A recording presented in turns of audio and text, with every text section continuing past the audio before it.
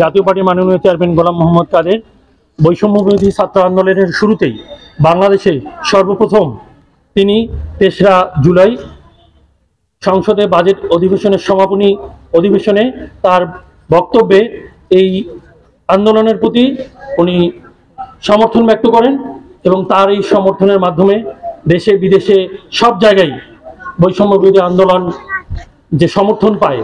এর পরবর্তীতে উনি জাতীয় পার্টির প্রেসিডিয়াম মিটিং দেখে এই বৈষম্য বিরোধী আন্দোলনের প্রতি সারা বাংলাদেশের জাতীয় পার্টির ছাত্র সমাজ থেকে শুরু করে যুব সংহতি এবং সর্বস্তরের মানুষকে সমর্থন জানানোর আহ্বান জানান এবং ছাত্রদের যৌক্তিক দাবি মেনে নেওয়ার জন্য সরকারের প্রতি আহ্বান জানান।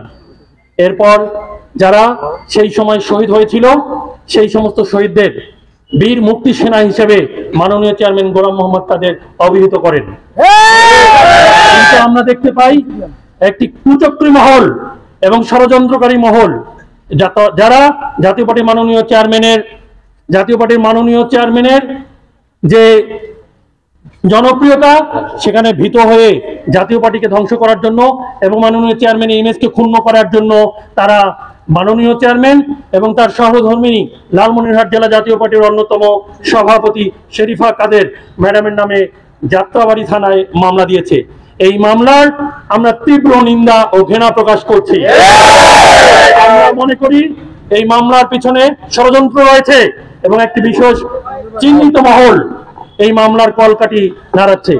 আমরা আহ্বান জানাবো বর্তমান অন্তর্বর্তীকালীন সরকার প্রধান ডক্টর ইউনূস স্যারকে যে উনি অনতিবিলম্বে এই মামলা প্রত্যাহার করার ব্যবস্থা গ্রহণ করবেন। আমরা আজ লালমনিরহাট জেলা জাতীয় পার্টি এক বিক্ষোভ মিছিলের মাধ্যমে এখানে জেলা প্রশাসকের মাধ্যমে প্রধান উপদেষ্টা ডক্টর ইউনূস সাহেবের কাছে আমরা স্মারকলিপি দিয়েছি এবং জেলা প্রশাসকের কাছে স্মারকলিপি দিয়েছি। আমরা আশাবাদী এই মামলা অনতিবিলম্বে প্রত্যাহার করা হবে। সবাইকে ধন্যবাদ এবং আজকের এই বিক্ষোভ সমাবেশ এখানেই সমাপ্ত করা হলো।